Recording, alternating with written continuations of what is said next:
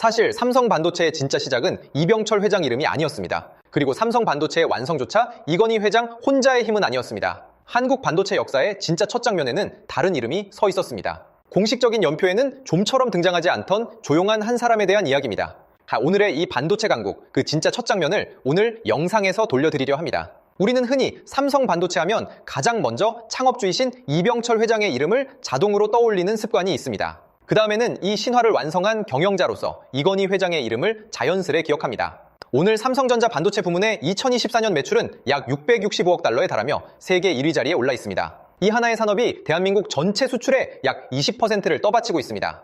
우리 공식 서사는 보통 1983년 2월 8일 바로 그 발표에서 이야기를 시작합니다. 이병철 회장이 반도체 사업 진출을 공식적으로 선언한 바로 그 날이었습니다. 우리는 바로 이 장면을 두고 흔히 도쿄 선언이라고 부르고 있습니다. 그런데 바로 이 공식 서세는 우리가 쉽게 지나쳐버리는 커다란 빈 구간이 하나 놓여 있습니다. 삼성이라는 이름이 반도체와 처음 만난 해는 사실 1983년이 아니었습니다. 그보다 9년 앞선 1974년 이미 한국 땅에서 반도체가 만들어지고 있었습니다. 그 반도체를 자기 손으로 직접 만들어낸 사람의 이름이 간기동 박사였습니다. 그는 서울대학교 전기공학과를 나와 미국 모토로라에서 경력을 쌓은 재미한인 반도체 공학자였습니다. 1962년부터 1969년까지 약 7년 동안 미국 애리조나의 모토로라 반도체 연구소에서 근무한 사람이었습니다. 실리콘밸리가 태동하던 바로 그 시기에 미국 반도체 산업의 초창기를 현장에서 직접 지켜본 한국계 공학자였습니다. 왜 이 이름은 지금의 공식 연표에 거의 보이지 않고 있는 것일지 궁금합니다. 한국 최초의 웨이퍼가 부천 도당동 공장에서 이 사람의 손으로 만들어졌다는 사실조차 대중에게는 아직 낯선 이야기입니다. 이 답을 제대로 찾으려면 먼저 1974년의 한국을 잠시 떠올려야 합니다. 당시 한국의 1인당 국민소득은 고작 500달러대에 머물던 가난한 개발도상국이었고 반도체라는 단어 자체가 대다수 국민들에게는 아직 낯설기만 한 시절의 이야기입니다. 한국은 반도체는 물론이고 제대로 된 전자산업조차 이제 막 걸음마를 시작한 단계의 나라였습니다. 그런 척박한 땅 위에 반도체 공장을 세우는 일은 설비도 인재도 자본도 거의 없는 황무지 위에서 혼자 우주선 한 대를 설계하고 만들어내는 일과 거의 다르지 않은 도전이었습니다. 그 황무지에 먼저 발을 디딘 한 사람이 있었습니다.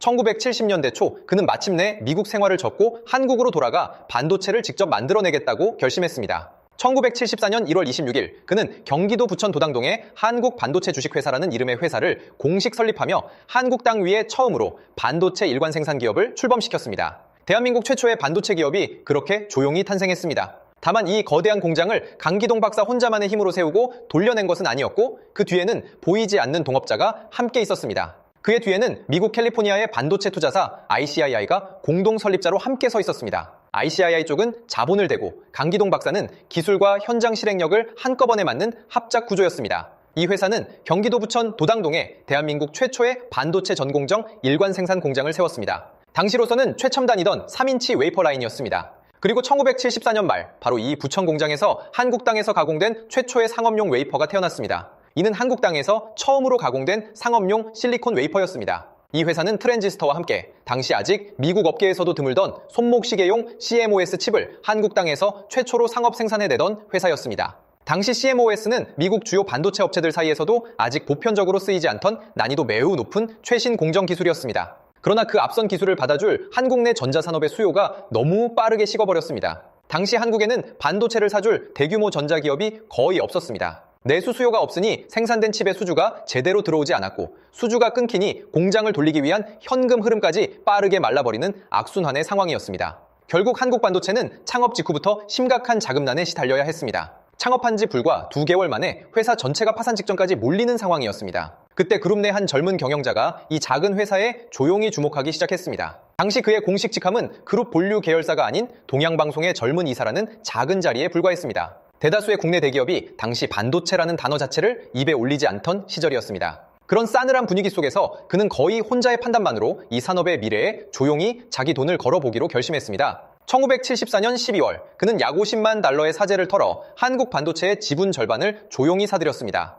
그 젊은 경영자의 이름이 바로 이건희 회장이었습니다. 본인의 회고에 따르면 당시 자기 돈으로 10% 지분을 가져왔다고 전해지지만 이 부분은 본인 진술이기 때문에 조심해서 옮겨야 합니다. 그래서 우리가 지금까지 막연히 알고 있던 아버지와 아들의 역할은 실제 역사 안에서는 전혀 다른 두 층으로 또렷하게 나뉘어 있던 셈입니다. 이병철 회장의 몫은 1983년 도쿄 선언이라 불리는 반도체 대규모 사업 진출과 DRM 투자에 대한 국가적 무게의 공식 결단이었습니다. 이건희 회장의 몫은 1974년 당시 파산 직전까지 몰려있던 바로 이 작은 회사를 자기 사재로 사들여 한국 반도체의 기술 기반 자체를 지켜낸 초기 결단이었습니다. 이 인수가 있은 뒤에도 회사의 공장과 핵심 기술, 일상 운영은 한동안 강기동 박사의 손과 책임 아래 그대로 이어졌습니다. 삼성 쪽은 자본과 오너십을 맡고 강기동 박사는 기술과 운영을 맡았습니다. 1977년 12월 30일 삼성전자는 미국 ICII가 여전히 쥐고 있던 잔여 지분까지 모두 사들이게 되었고, 이로써 한국 반도체는 삼성그룹의 완전한 자회사로 흡수되었습니다. 그리고 이듬해 1978년 3월 2일에는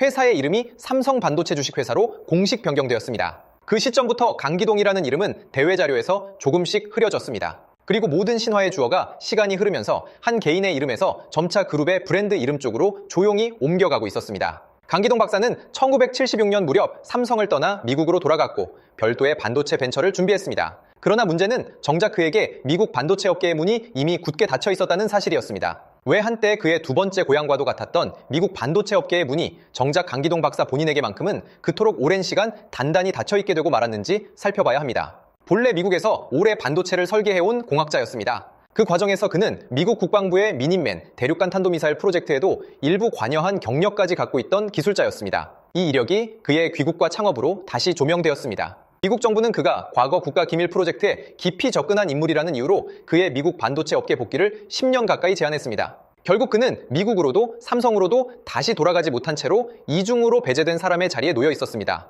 1990년대 이후 그는 한국에서 KDK라는 자신의 작은 회사를 차려 조용히 엔지니어로 살아갔습니다. 2018년에는 자신의 삶과 한국 반도체 초창기의 이야기를 한 권의 책으로 정리한 회고록 한 권을 한국에서 조용히 펴내기까지 했습니다. 우리 국사 교과서 속에는 이 이름이 아예 존재하지 않습니다. 2023년 초에는 만 88세의 나이로 4년 만에 한국을 찾아 옛 반도체 공장을 다시 돌아보는 모습이 포착되기도 했습니다. 한 세대 전에 이 공장에 씨앗을 심었던 사람이 그 씨앗이 자라 거대한 숲이 된 풍경을 오래 바라보고 서 있었습니다. 흔히 산업의 신화는 1세대가 존재하지 않았던 것처럼 설계되는 경우가 많습니다. 모든 스포트라이트는 대개 2세대와 3세대가 받고 정작 1세대의 이름은 언급조차 조용해지고는 합니다. 이것은 비단 삼성 반도체만의 이야기가 아니었습니다. 그러나 2세대와 3세대가 그 위에서 세계를 상대로 달리려면 언제나 그 이전에 누군가 첫 궤도 자체를 먼저 깔아두었어야 합니다. 강기동 박사는 바로 그 첫 궤도를 아무도 주목하지 않던 시절에 자기 손으로 깔아두고 대한민국 최초의 상업용 반도체 웨이퍼까지 직접 찍어낸 개척자였습니다. 이병철 회장은 바로 그 궤도 위에 국가 산업에 무게를 올려낸 사람이었습니다. 그리고 이건희 회장은 그 초기의 작은 산업을 마침내 오늘의 거대한 글로벌 메모리 왕국으로까지 키워내고 완성해낸 경영자였습니다. 이 세 명 중 단 한 사람이라도 빠졌다면 오늘의 삼성 반도체는 존재하지 않았을 것입니다. 그런데 지금까지 우리는 이 세 사람 중에서 단 한 사람 혹은 많아야 두 사람의 이름만을 계속 반복해서 기억해오고 있었습니다. 우리는 보통 결과가 가장 크게 터진 지점을 그 이야기의 시작이라고 부르고는 합니다. 그러나 진짜 시작은 언제나 아직 아무런 결과도 보이지 않던 훨씬 이전의 조용한 시점, 바로 그 무명의 시간 속에 조용히 숨어 있었습니다. 오늘 이 순간에도 어디선가 누군가는 아무도 알아주지 않는 새로운 산업의 작은 씨앗을 혼자 묵묵히 심고 있을지도 모르는 일입니다. 그 사람의 이름을 꾸준히 기록해두는 사회만이 결국 다음 세대의 시작을 또 만들어낼 수 있다고 저는 믿고 있습니다. 오늘 이 자리에서 강기동이라는 이름을 처음 알게 되셨다면 그 자체가 이미 하나의 작은 복원입니다. 우리가 그 이름을 다시 소리내어 부르는 바로 그 순간부터 잊혀가던 그 사람은 비로소 우리 역사 안에 현재형으로 다시 돌아와 있습니다. 한국이 반도체를 잘한다는 지금의 말 뒤에는 1974년 부천의 한 작은 실험실에서 첫 웨이퍼를 손수 찍어낸 한 엔지니어가 서 있었습니다. 그리고 그 작은 실험실이 문을 닫기 직전에 아직 아무도 보지 않을 때 조용히 회사 지분의 절반을 사들였던 한 젊은 경영자가 그 곁에 함께 서 있었습니다. 그리고 그 결단 위에 다시 반도체 대국이라는 국가 차원의 공식 결단과 선언을 얹어준 또 한 명의 원로 창업자가 그 마지막에 서 있었습니다. 이 세 사람의 이름이 마침내 한 자리에서 함께 불릴 때 비로소 이 긴 이야기는 비로소 완성되는 이야기입니다. 그래서 오늘은 여러분에게 단 하나의 질문, 그러나 가볍게 지나쳐버리지 않았으면 하는 단 하나의 질문만을 마음속에 남겨두고 이 긴 이야기를 마치려고 합니다. 지금 여러분이 몸담고 있는 바로 그 분야에서 제대로 기록되지 못하고 있는 첫 세대는 과연 누구인지 한번 곰곰이 떠올려 주시면 합니다. 그 이름을 이 영상의 댓글 한 줄에 남겨주시면 이 영상이 잊혀가던 그 이름들의 작은 저장소가 되었으면 합니다. 강기동 박사는 2023년 기준 만 88세를 넘어 아흔을 바라보며 여전히 한국 반도체를 걱정하고 있습니다. 그래서 이 이야기는 이미 완결된 과거가 아니라 지금도 우리 곁에서 이어지고 있는 현재 진행형의 이야기입니다.